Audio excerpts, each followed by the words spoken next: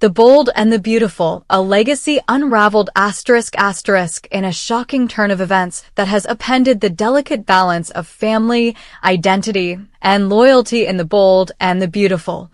Poppy Nozawa's return with a second DNA test result has sent seismic waves through Los Angeles.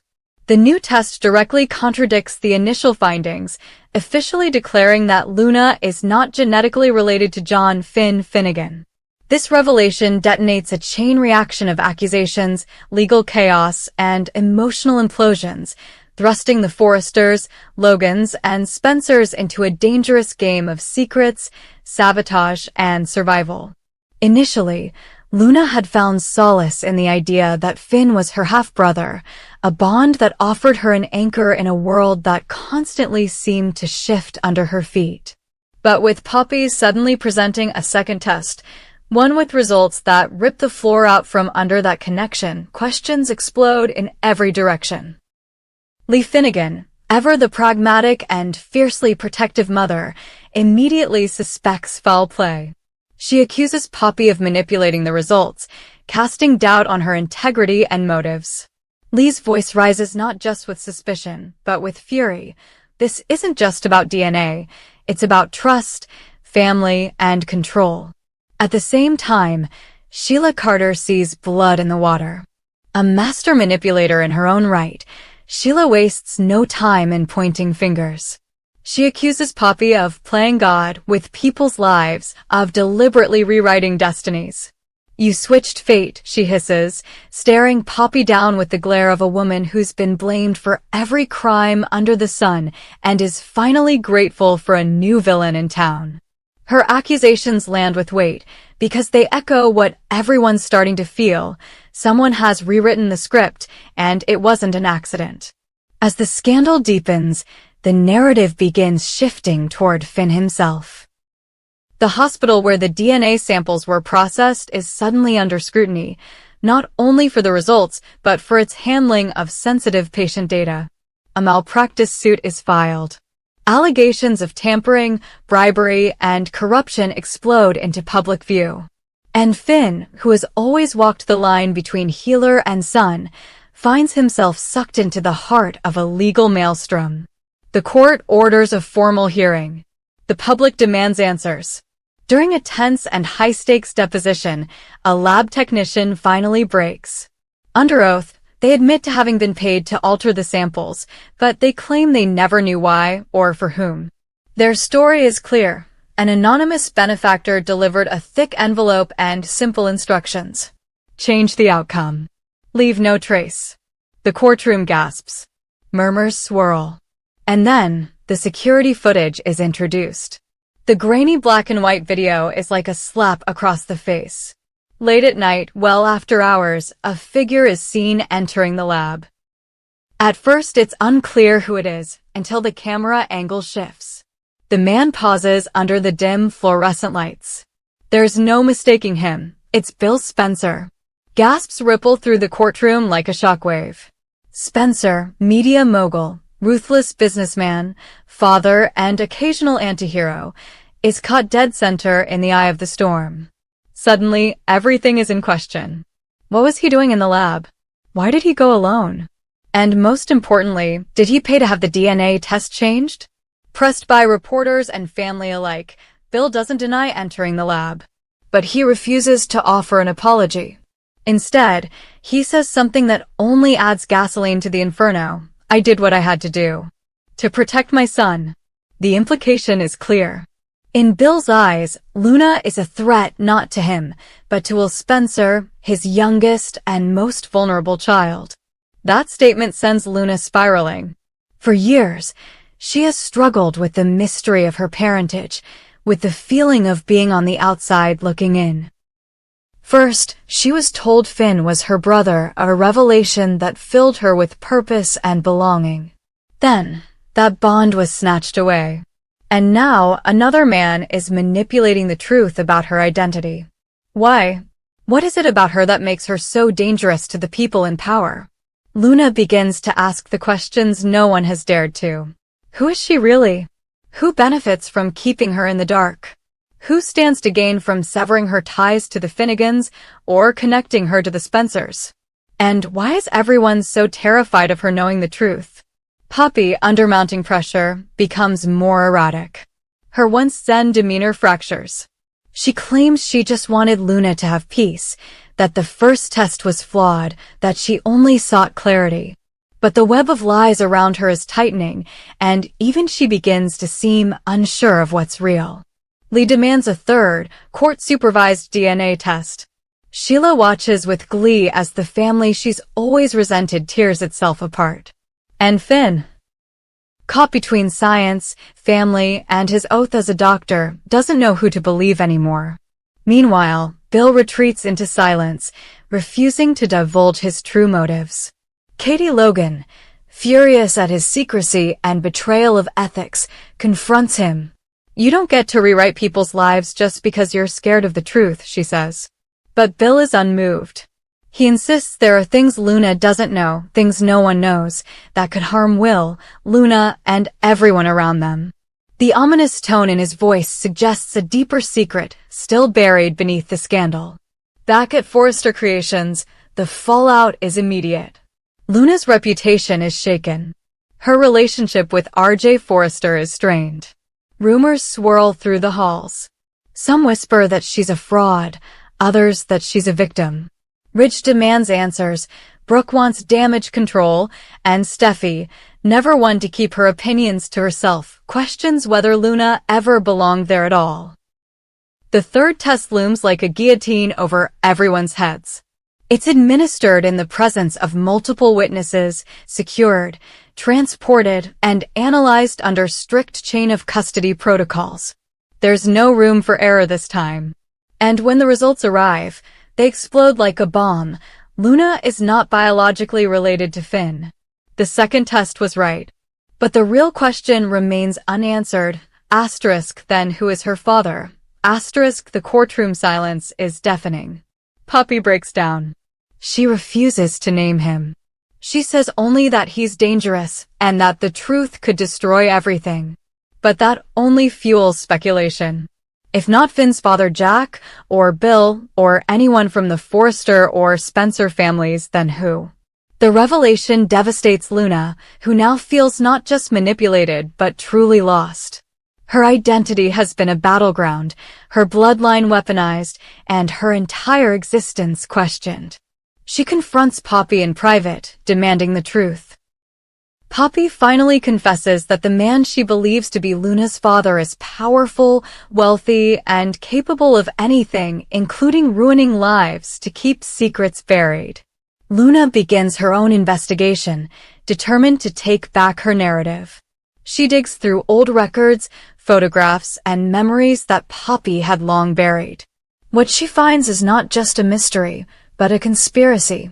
A trail of quiet payments, hush money, and non-disclosure agreements leading back to a name she never expected, someone tied not just to her family, but to the highest echelons of the Forrester dynasty.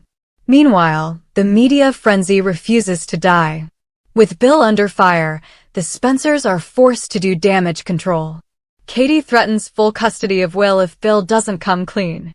Brooke demands Ridge take action before the company is pulled into scandal by association. Finn, emotionally drained, questions his own judgment and whether his life in medicine has been compromised forever. Lee pushes for Poppy's arrest, claiming fraud and psychological abuse. Sheila, in the background, keeps watching, waiting for her moment to strike. And in the middle of it all is Luna. A woman whose name, blood, and purpose have been twisted by the people around her. She is no longer asking who her family is. She's asking why they were so desperate to lie. The question isn't just about DNA anymore. It's about legacy. It's about control.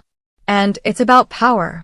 As the bold and the beautiful marches forward, the lines between protector and predator, truth and fabrication, legacy and illusion blur beyond recognition. Luna is no longer just a pawn. She's becoming the queen on the board, capable of changing the game. But first, she has to find out who stole her identity and why. The answers are coming. But in this world, The truth isn't just dangerous, it's deadly. After months of chaos, courtroom battles, and accusations that tore families apart, John Finnegan finally walks out a free man. The latest and court-verified DNA test results officially clear him of any biological connection to Luna Nozowa, once believed to be his half-sister. The results are undeniable, the evidence conclusive. The truth, at least, this version of it, has set Finn free. But his freedom is only the beginning. Because the person at the center of all this, the one secret everyone thought was buried, is still alive. Luna is alive. And with that revelation, everything changes. Finn doesn't breathe a sigh of relief. He doesn't celebrate. He doesn't move on. He stands still, haunted. Because while the courts may have cleared his name, while the lab results may have closed one door, another one, darker, far more dangerous, has just swung open. Luna, the woman whose life has been manipulated, weaponized, and nearly destroyed, was supposed to disappear. She was presumed gone, possibly dead. But now she's back. And her presence threatens more than reputations, it threatens lives. Bill Spencer, once a master of secrets and strategy, is finally forced to face the consequences of his manipulation. His actions, sneaking into the lab, paying off a technician, rewriting DNA results to erase a connection between Finn and Luna, are exposed. He doesn't deny it. He says he did it to protect his son, Will. But the court doesn't care about motives. What matters is the outcome. Bill's wealth and influence can't shield him this time. The legal system turns on him. Civil suits begin to mount. Damages. Defamation. Evidence tampering. The consequences are real. But the emotional fallout? Even worse. Luna's return shocks everyone. Her sudden reappearance isn't a quiet one. It's thunderous. The girl who was declared irrelevant, erased from the equation, presumed gone for good, walks back into Los Angeles with eyes wide open and a voice that won't be silenced. She's not the same girl who left. She's colder now, hardened, wiser. And she wants answers. She wants justice. And above all, she wants to know why so many people worked so hard to erase her. Finn sees her before anyone else does. He's the first to learn she's alive. The moment is chilling. He's supposed to feel closure. Instead, he feels dread. Because Luna's return isn't just a miracle. It's a trigger. And Finn knows something no one else does. Steffi can't find out. Not yet. Not like this. Not when Luna's very existence could put her in danger. He remembers too well the look in Luna's eyes before she disappeared. The look of betrayal. The desperation. The pain. She was pushed too far, cornered by lies, and nearly destroyed. Now she's back, and Finn doesn't know what she wants, but he knows she's not the same. And that terrifies him. He doesn't tell Steffi. Not immediately. He says nothing while he tries to make sense of Luna's return. She's not reaching out for a reunion. She's not asking for forgiveness. She's watching. Waiting. Calculating. Finn confronts her privately.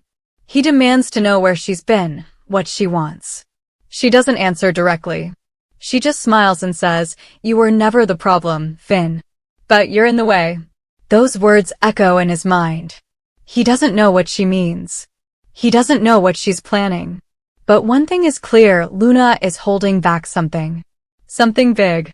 And Finn fears that Steffi, his wife, the mother of his children, is somehow caught in the crosshairs. He starts to unravel. At the hospital, he becomes distracted. At home, distant. Steffi notices. She presses him for answers, but he brushes her off. It's just the aftermath of everything, he says. But he's lying. He's hiding Luna's existence. He's hiding his fear. Meanwhile, Luna begins moving through the city like a ghost. She visits old places. Watches familiar faces. She doesn't announce her return, but she leaves breadcrumbs. A photo slipped under a door. A voice message sent from an unknown number. A strand of hair left behind at Forrester Creations' design floor. She's toying with them. Sending a message. She's not done. She's not gone. She's here, and she remembers everything. Bill tries to reach out, but she refuses to meet him. She doesn't want apologies. She wants consequences. She wants the truth exposed. She wants him to pay. For trying to erase her. For treating her like a threat instead of a person. For thinking he could control her fate. R.J. Forrester, heartbroken and still confused by the unraveling of Luna's identity, becomes one of the first to spot her. He sees her across the street from the Forrester offices. Their eyes meet. She vanishes. He tells no one. He can't. He's not even sure if she's real or a ghost. But Luna is real. And she's building something. A case. A plan. A reckoning. She's gathering evidence of Bill's cover-up. Of the lab tampering. Of the silent complicity from others who looked away when her life was being dismantled. She's not just here to reclaim her name. She's here to expose everything. Finn is caught in the middle. He pleads with her. Don't do this. Don't make it worse. But Luna shakes her head. You still think this is about you, she says. This was never about you. It's about what was taken. And now, it's about taking it back. He asks her what she plans to do. She doesn't tell him. But she warns him, keep Steffi out of it. This isn't her war. Unless she makes it one. And with that, Luna disappears again. Finn spirals. He wants to believe Luna. He wants to believe she means no harm. But something has shifted in her. He doesn't trust her. And if he doesn't trust her, he can't risk Steffi being blindsided. Still, he says nothing. He watches Steffi, holding their life together, and feels the weight of the secret pressing on his chest. But time is running out. Luna is no longer hiding. She's coming forward. Publicly. She releases a statement to the press. She's alive. She's home. And she has something to say. The press explodes. Headlines scream, Luna Nozawa returns from the dead, DNA conspiracy confirmed. Reporters camp outside the Spencer building. Forrester Creations is flooded with calls. Steffi reads the story and snaps. She turns to Finn. You knew, she says. You knew and you didn't tell me. He tries to explain. He says he was protecting her. That he didn't know Luna's intentions. That he was scared. But the damage is done. Steffi doesn't know what to believe. And for the first time, she wonders if Luna's return is more than just dangerous. It might be personal. In a private meeting, Luna and Steffi finally come face to face. The tension is suffocating. Steffi demands to know what Luna wants. Luna answers simply, the truth. And justice. What kind of justice? Steffi asks. The kind that burns down everything fake, Luna replies. And in that moment, Steffi realizes Luna isn't just angry. She's capable of anything. As the city braces for Luna's next move, Finn stands on the edge of a decision. Protect Luna or protect Steffi? Tell the truth or keep burying it? Try to stop Luna or let her unravel the lives of those who betrayed her. The DNA may have cleared him. But now, it's not blood that binds them. It's war. And for Finn, one wrong move could cost him everything. Because Luna isn't dead. She's alive. And she's not the same girl they once knew. She's something else now, something no one saw coming. And she's just getting started.